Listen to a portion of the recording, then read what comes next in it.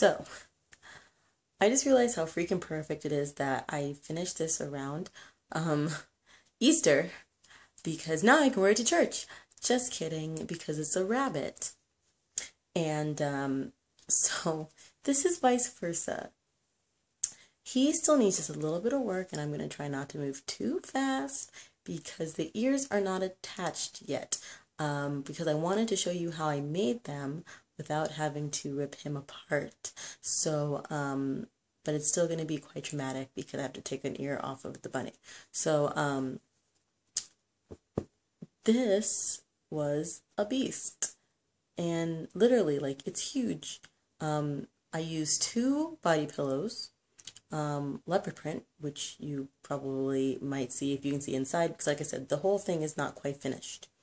But I did 2 body pillows wrapped in felt, and then I created the hand, say hi, vice versa, by basically tracing and enlarging and hot gluing. So you can see on my Facebook page that, you know, where I started out. So I had just the basic hand shape, my own hand, kind of my own hand. Anyone that's ever made gloves or anything like that, you kind of get the basic pattern of, you know, how it's supposed to work. So but you can just shape your own hand. For simplicity's sake, just trace your own hand and then enlarge it. And then cut out 4 because you need to do front and back. Jacqueline Trade, my awesome crafty friend, suggested that I lined it with pillow stuffing. So, or more like cushion stuffing. So each finger is just one strip of pillow cushion that I cut, which is actually pretty hard to cut in a super straight line, unless you have like super awesome scissors. But you know, it worked out actually perfectly. 1 sheet for 1 cushion, I was able to cut out 10 whole fingers, so it worked out pretty well. So that's what was in the middle. So what I did was I did the hand, traced it, enlarged it, cut out 4, and then hot glued it together and then turned it inside out so that obviously your seams are more on the inside. Same with sewing, but with hot glue. You can sew it, which would probably make it a lot more sturdy and keep a lot more openings from happening. But I was kind of in a hurry and I didn't really feel like it. But I definitely recommend sewing. However you adhere it together, do it, and then turn it inside out.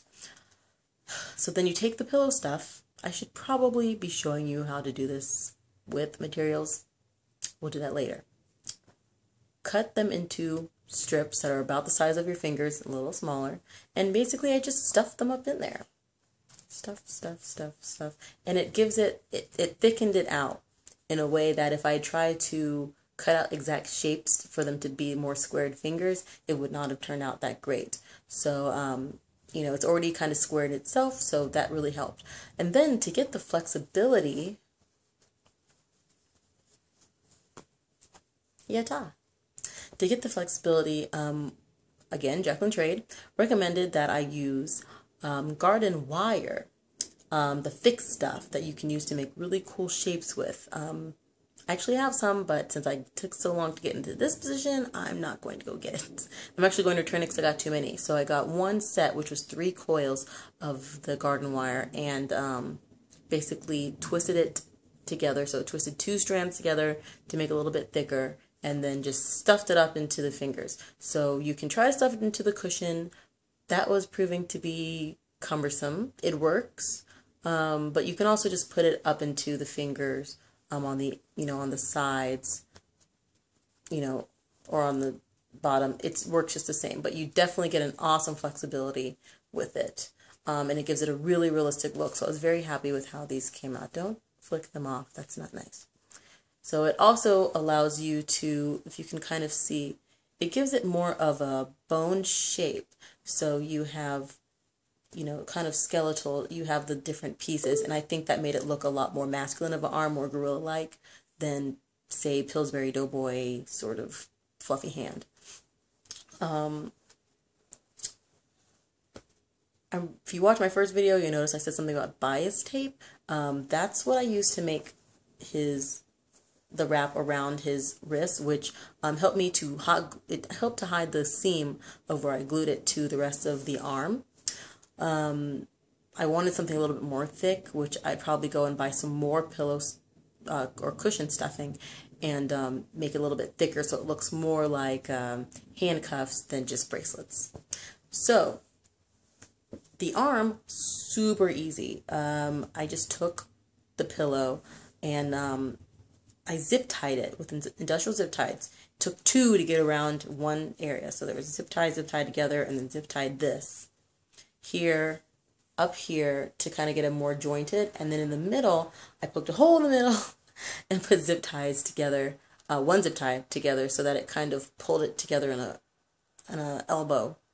It worked pretty well. It basically just helps to give it some jointed so you know good places to bend the arm. Let's see. And then you do that times 2 because you need 2 arms. How I got on my head. I basically wrapped the felt around. So you see the seam is on the inside. And I stapled this because, again, time, but I'm going to go back and sew it because that's how real professionals do it. And it would hold so much better. A zigzag stitch down here would be your best friend. Zigzag stitches everywhere are your best friend.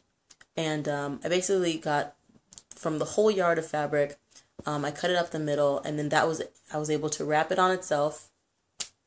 Again, you're going to have to go with the visuals. So that it, you know, covered each pillow. And since it's full of fluff, you can basically kind of maneuver it. It's not going to, you know, push it in on itself so that you have more space. It's going to work. It just depends on how much, you know, give the pillow has.